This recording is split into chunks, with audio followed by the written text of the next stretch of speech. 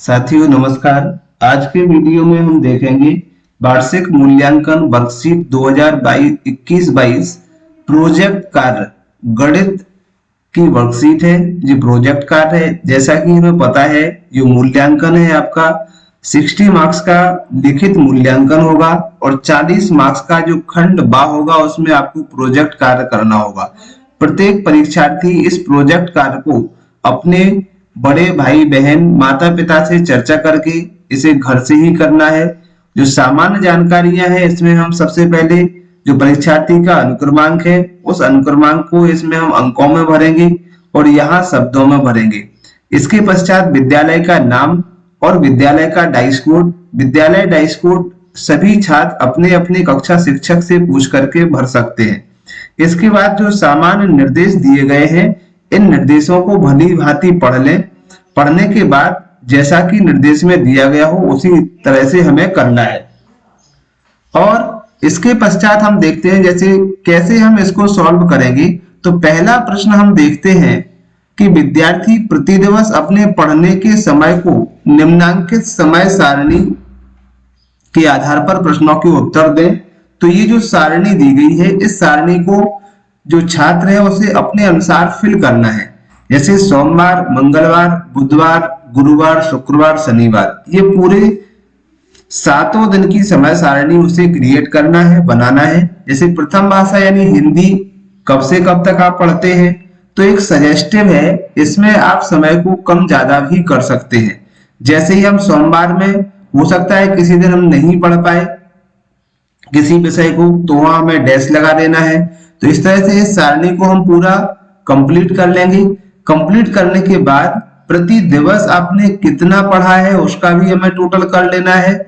और एक दिन में जैसे एक सप्ताह में हमने एक विषय को कितने घंटे टोटल टाइम दिया है पढ़ने के लिए उसे हमें यहाँ पर टोटल कर लेना है। जैसे ही हम इसे कैलकुलेट कर लेंगे तो इस पर आधारित ये कुछ प्रश्न दिए गए हैं 5।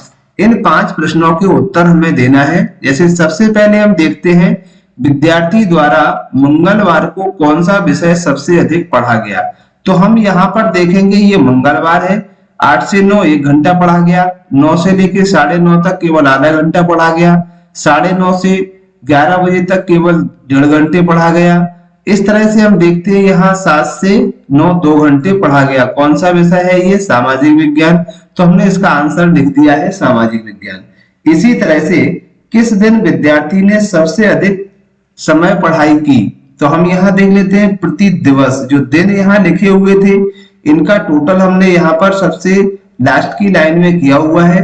तो सबसे ज्यादा पढ़ाई हुई है ये 7 घंटे 30 मिनट।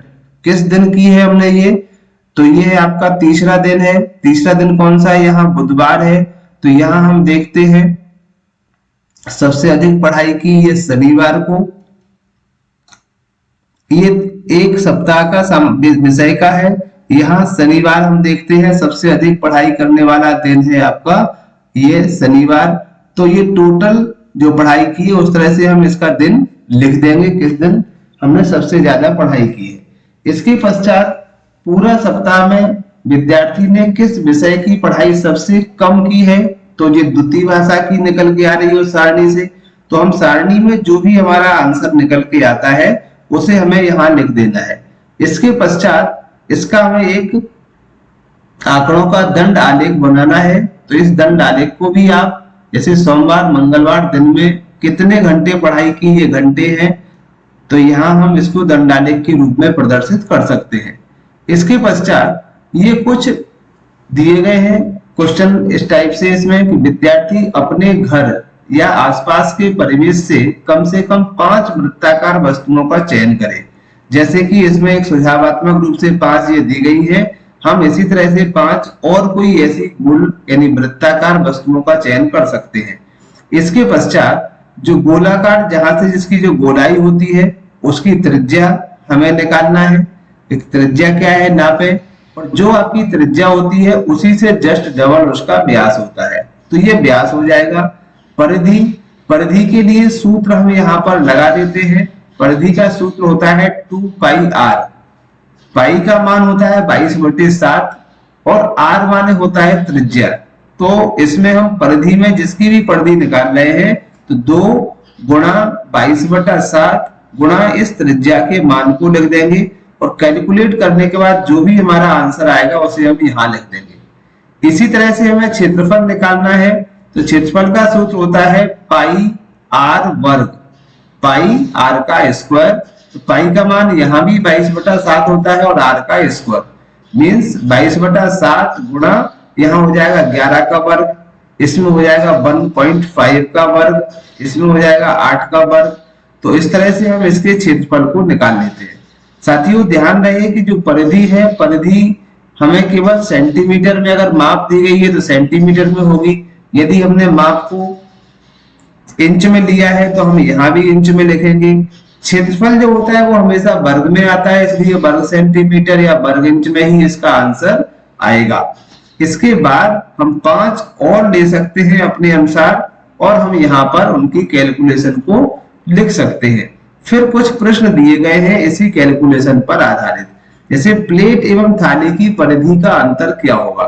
तो पहले हम थाली के परिधि को लिख लेते हैं और माइनस कर देते हैं हम प्लेट को। तो इसमें से क्योंकि जो बड़ा होगा उसमें से हम छोटे को ही माइनस करते हैं तो आंसर हमारा ये आ जाएगा इस तरह से। इसी तरह से क्षेत्रफल का दिया है, प्लेट का क्षेत्रफल थाली के क्षेत्रफल से कितना कम है, तो थाली के क्षेत्रफल में से हम प्लेट के क्षेत्रफल को माइनस कर देंगे और ये आंसर आ जाएगा। तो जो भी आपने वैल्यू ली है उस वैल्यू के अनुसार ही हम अपना कैलकुलेशन करें। सभी विद्यार्थियों के घर में थाली का माप, चकले का माप, प्लेट का माप अलग अलग होगा, इसीलिए कोशिश करें कि हम सभी अलग अलग अपने अनुसार जो हमने मापा है उसी के अनुसार इसको कैलकुलेट करें। तो साथियों ये थी हमारे वर्कशीट से संबंधित एक महत्वपूर्ण जानकारी। हमें कैसे हल करना है, इसे हमें परीक्षा से पूर्व कंप्लीट करके अपने कक्षा शिक्षक के पास जमा कर देना है, जिससे कि समय रहते हुए उनका मूल्यांकन किया जा सके और मूल्यांकन करने के पश्चात संकुल को इनके अंकों को प्रेषित किया जा सके। आगे भी इसी तरह के वीडियोस को देखने के लिए हमारे चैनल से जुड़े रहे। और भी वीडियो हमारे शिक्षा से संबंधित चैनल पर डले हुए, किसी नए प्रकार के वीडियो की यदि आपको रिक्वायरमेंट होती है शिक्षा से जुड़ी हुई तो आप हमें वीडियो के कमेंट बॉक्स में भी बता सकते हैं। धन्यवाद।